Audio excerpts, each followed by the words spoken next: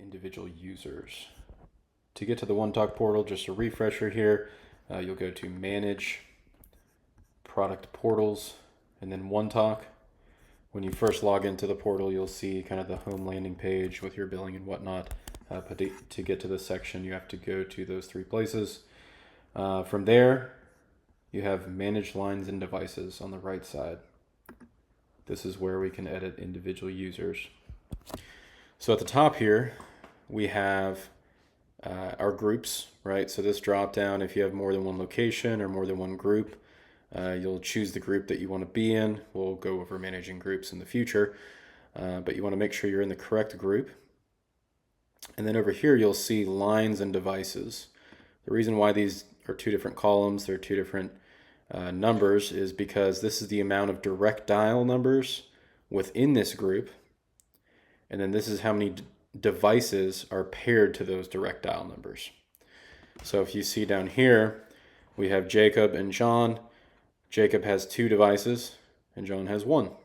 So that's where we get to that 3 number.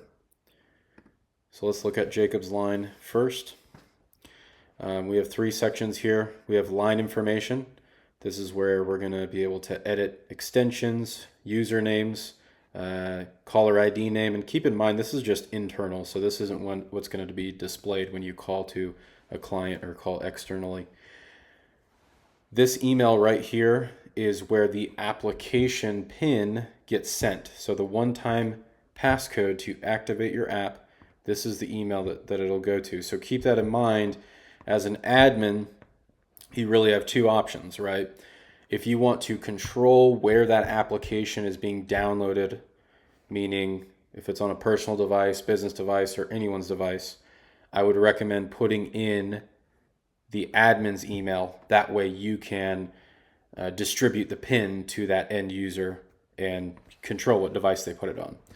If you want them to be more autonomous, you don't care where they download the application, then of course just put the end user email in there. That way you don't have to be bothered. Now you will get CC'd on the PIN code as well. The next tab here will be associated devices. We'll look at the desk phone here. We have kind of 3 tabs here. The first is called smartphone. This is going to be where native dialers or second numbers will lie. We'll go over that in future videos. The second tab will be desk phones, and the third will be mobile clients. And the mobile clients can be downloaded on a cell phone, tablet, or computer, whether it be a PC or a laptop. Each user that has a DID, whether they have a desk phone or they're just a mobile-only user or a soft phone-only user, they can download that app on up to 5 different devices. So you'll see the devices down here. You can remove them individually if they get rid of a device, or if they leave your company, you can just remotely remove all. That way you keep your number secure. The next time they go in their app, it's just going to say, please register your number. It's just going to start from the beginning as if they just re-downloaded it through the App Store. You can block the mobile app if that's a concern, if you want some users not to have it. You can add devices through here. If you were to share a second desk phone, that's a possibility. You can have up to 2 desk phones per DID. Scrolling down here, you can see the device information on that desk phone. This is the E911 address. So if you call 911 from that desk phone, this is where they're going to show up if you don't tell them the address.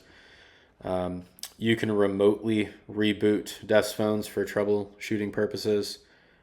And then down here, we can enable monitoring, and that will be managed at the bottom here. So monitoring, or busy lamp field, or BLF, there's multiple different names for it, but essentially this is a list of users internally that you can select and push down to the desk phone, the end user, and this is the order that it will appear on the desk phone.